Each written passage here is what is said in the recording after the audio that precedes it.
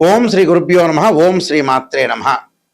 శని శని గ్రహము చాలామంది కూడా ఎల్నాటి శని ఎల్నాటి శని అంటే ఏంటంటే ఏదైతే రాశిలో ఉంటారో వాళ్ళకి జన్మశని, ద్వితీయ స్థానంలో వాళ్ళ రాశి నుంచి ద్వితీయ స్థానంలో శని ఉంటే దాన్ని దాన్ని కూడా ఎల్నాటి శని అంటారు. అంటే ఏదైనా రాశిలో వాళ్ళ రాశిలో జన్మంలో ఉన్న ద్వితీయంలో ఉన్న వ్యయస్థానమైన 12వ స్థానంలో ఉంటే దాన్ని ఎల్నాటి శని అంటారు. వాళ్ళ రాశి దగ్గర నుంచి మనకి 8వ స్థానంలో ఉంటే అష్టమ శని, 4వ స్థానంలో ఉంటే అర్ధాష్టమ శని, అలానే 10వ స్థానంలో ఉంటే కంటక శని, పొంగు శని అంటారు. శని ఏంది?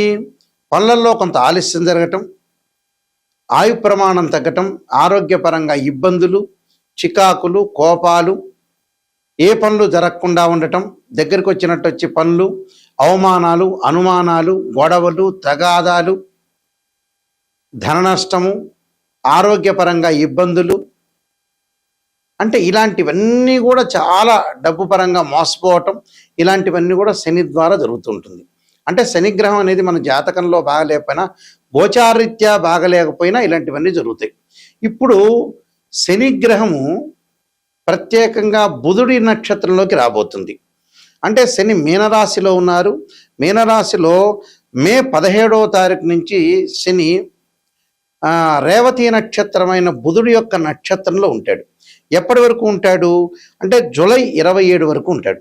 అంటే మే 15 నుంచి జూలై 27 వరకు శని రేవతి నక్షత్రమైన బుధుడి నక్షత్రంలో ఉండటం వల్ల ద్వాదశ రాశుల వాళ్ళకి ఎలాంటి ఫలితాలు జరగబోతున్నాయి అంటే శని బుధుడు మిత్రులు. అంటే ఒకళ్ళు శని గ్రహానికి బుధుడు మిత్రుడు అయితే బుధుడికి శని సముడు అవుతాడు. అంటే టోటల్గా ఇద్దరు కూడా మిత్రగ్రహాలే అని అర్థం. ఈ మిత్రగ్రహాల్లో శని మీనరాశి అయిన గురువు యొక్క రాశిలో ఉండటం, బుధుడు యొక్క నక్షత్రంలో ఉండటం వల్ల ఎలాంటి ఫలితాలు జరగబోతున్నాయి ఒకసారి తెలుసుకుందాం. ఇవన్నీ కూడా గోచారరీత్యా చెప్పబడే ఫలితాలు. తులారాశి వారికి చతుర్థాధిపతి పంచమాధిపతి అయిన శని షష్టమ స్థానంలో ఉండి రేవతి నక్షత్రమైన బుధుడు నక్షత్రంలో ఉండటం వల్ల ఏ విధంగా జరగబోతుంది. 6వ స్థానంలో శని ఉండటం వల్ల అలానే బుధుడు యొక్క నక్షత్రంలో ఉండటం వృత్తి వ్యాపార రంగాల్లో ఎదురు లేకుండా ఉండటం, వ్యాపార పరంగా డెవలప్మెంటు, వ్యాపారం యొక్క విస్తరణ, పెట్టుబడిదారులు ఎక్కువగా వచ్చే అవకాశాలు, ఉద్యోగపరంగా ప్రమోషన్లు, స్థానచలనం జరిగే అవకాశం ఉండటం. అలానే విద్యార్థులకు అనుకూలమైన కాలం, ఆరోగ్యపరంగా కొంత మెరుగగా ఉంటుంది, గతం కంటే కూడా మెరుగైన స్థితి వచ్చే అవకాశాలు, గౌరవ మర్యాదలు బాగా పెరిగే అవకాశాలు ఎక్కువ ఉంటుంది. శుభ కార్యక్రమాల నిర్వహణ, శుభ కార్యక్రమాల్లో పాల్గొనే అవకాశం ఉండటం, అంటే అన్నిటా విజయము, సర్వత్రా విజయం లభించటం జరిగే అవకాశాలు ఉంటాయి. సరైన ప్రణాళికా విధానంతో రూపొందించుకుంటారు. సరైన విధానంలో మార్గంలో వెళ్ళే అవకాశాలు కూడా బాగా ఎక్కువ ఉంటాయి. కాబట్టి ఇవన్నీ కూడా అనుకూలంగా ఉండే అవకాశాలు ఉంటాయి. కొత్త వ్యాపారాలు స్వతంత్రంగా ప్రారంభించటం కానీ, పార్ట్నర్షిప్తో ప్రారంభం చేయటం కానీ, వృత్తి ఉద్యోగాల్లో ప్రమోషన్లు, దూర ప్రాంతాలకి వెళ్ళటం, పనులు, ప్రయాణాలు అనుకూలించే అవకాశాలు, అలానే స్థిర చరాస్తుల్లో అభివృద్ధి కలగటం, అంటే స్థిరాస్తి కానీ చరాస్తుల్లో కానీ అభివృద్ధి కలిగే అవకాశాలు, కోర్టు వ్యవహారాలు అలానే అనుకూలంగా ఉండటం, కోర్టు వ్యవహారాలు అనుకూలంగా ఉండటం, పిత్రార్జితం బాగా కలిసి రావటం, అలానే ఉద్యోగాల్లో కూడా ప్రమోషన్లు, పార్ట్నర్షిప్ వ్యాపారం బాగుండటం, కొంగొత్త వ్యాపారాల్లో స్వతంత్రంగా ప్రారంభించటం ఒకటి, శత్రువులు మిత్రులుగా మారిపోయే అవకాశాలు ఉంటాయి, దీర్ఘకాలిక వ్యాధులు తగ్గటము, ఆరోగ్యపరంగా మెరుగైన ఫలితాలు వచ్చే అవకాశం ఉంటుంది. అలానే విదేశాలకు వెళ్ళటం, విదేశాల్లో పెట్టుబడులు పెట్టడం, ఇక్కడ ఉన్న ఉద్యోగస్తులు ఎవరైతే ఉంటారో వాళ్ళు కంపెనీ త్రూ కూడా విదేశాలకు వెళ్ళే అవకాశాలు ఉంటాయి. కాబట్టి నేను చెప్పిన పరిహారాలు, నేను చెప్పబోయే పరిహారాలను మీరు పాటించండి, మీకు మంచి జరిగే అవకాశాలు ఉంటాయి. శని యొక్క దోషం ఉన్న వాళ్ళు ఖచ్చితంగా ఎల్నాటి శని కానీ జన్మ శనిలో ఉంటే ఏం చేయాలి? గోచారరీత్యా ఎవరికైనా సరే ప్రజెంట్ మీనరాశి వాళ్ళకి జన్మంలో శని ఉన్నాడు. ఒకవేళ వారి యొక్క జాతకంలో శని బాగలేకపోయినా, ఆ లగ్నం నుంచి శని మహర్దశ జరుగుతున్నా, శని అంతర్దశలు జరుగుతున్నా, విదిశ జరుగుతున్నా, ప్రాణదశ సూక్ష్మదశ జరుగుతున్న శని బాగలేకపోయిన వారి జాతకంలో కేవలం నాట్ ఓన్లీ ట్రాన్సిట్ సిస్టమ్ అంటే బర్త్ చార్ట్లో కూడా బాగలేకపోతే, అంటే బర్త్ చార్ట్లో బాగలేకపోయినా, గోచారరీత్యా బాగలేకపోయినా శని యొక్క దోషానికి పరిహారం చేసుకోవాలి. ఆ పరిహారాలు ఎలాంటి పరిహారాలు అంటే జన్మశనిలో గోచారరీత్యా ఉండి బర్త్ చార్ట్లో బాగలేకపోతే శని యొక్క స్తోత్ర పారాయణం చేయాలి.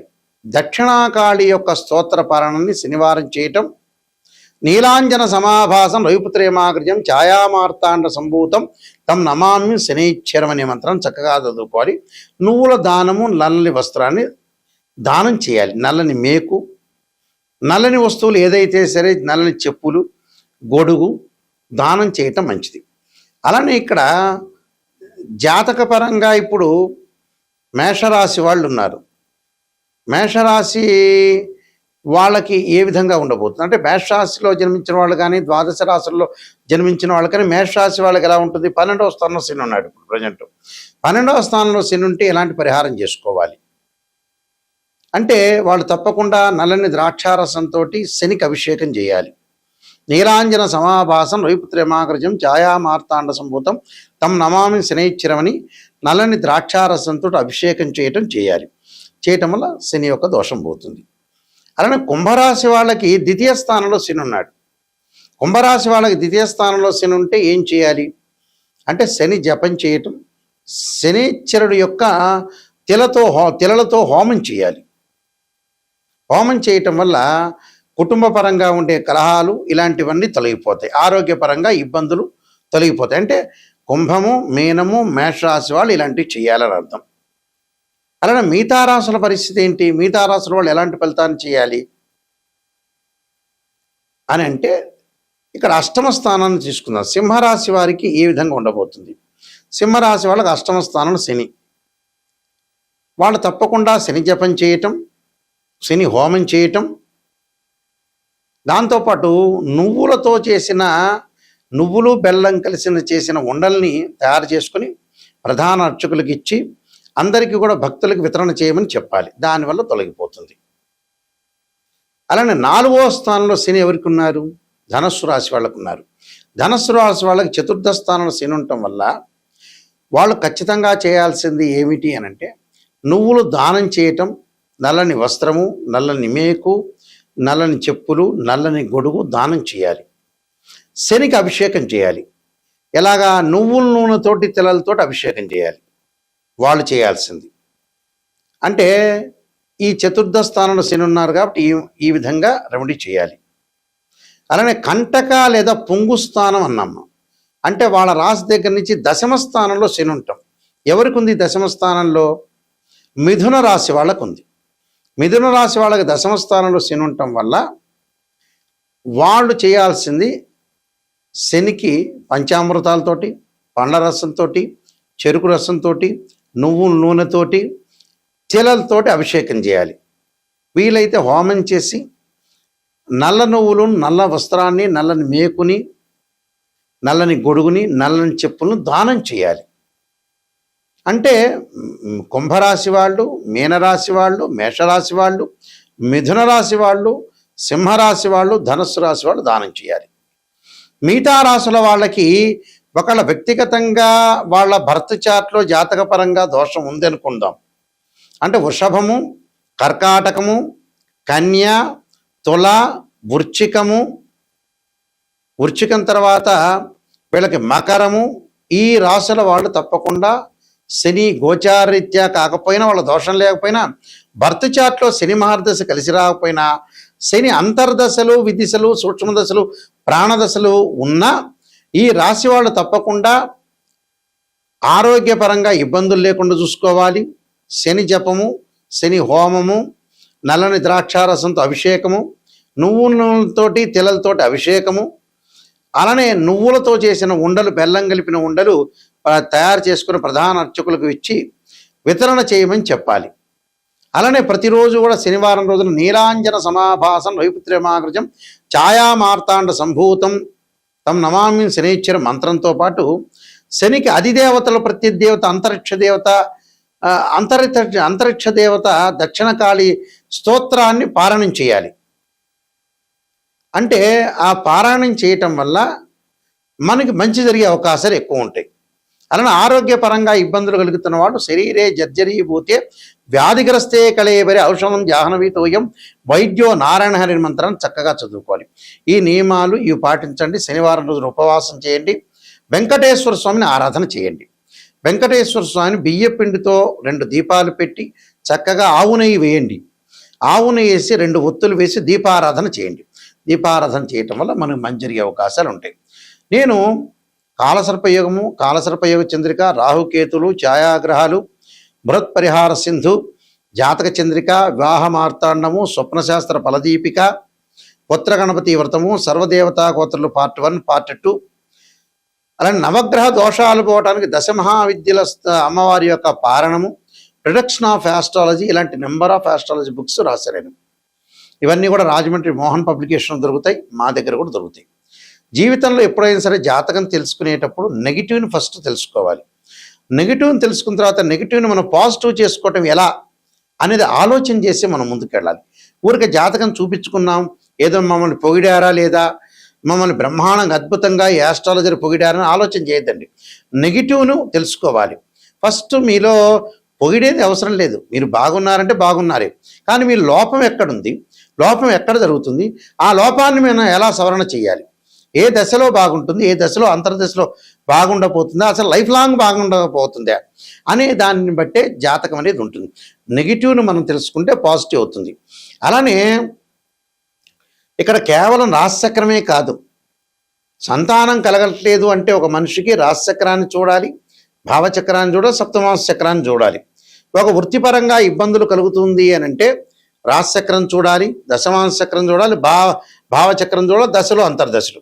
ఒక అమ్మాయికి కానీ అబ్బాయికి కానీ వివాహం జరగలేదంటే రాశిచక్రము, నవాంశం, భావచక్రం, అలానే మనకి దశలో అంతర్దశ, ఇవన్నీ కూడా డివిజనబుల్ చార్ట్స్ అంటారు. మ్యాథమెటికల్ క్యాలిక్యులేషన్ వేసి డివిజనబుల్ చార్ట్స్లో మనం చూడాలి. అలానే ద్వాదశ భావాలను అనాలిసిస్ చేయాలి.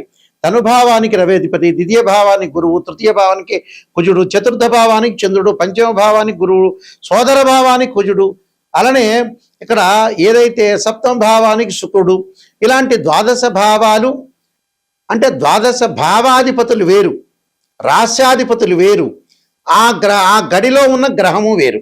భావాధిపతి అంటే ఎప్పుడైనా సరే ఓనర్ అని అర్థం. రాస్యాధిపతి అంటే బిల్డరు, బిల్డింగ్ కట్టించినవాడు. అలానే ఆ గ్రహం దానిలో ఉందంటే రెంటుగా ఆ వ్యక్తి ఆ గ్రహం ఉన్నట్టు అర్థం. అంటే రెంట్ అంటే ఆ గ్రహం మారిపోతూ ఉంటుంది గోచారరీత్యా.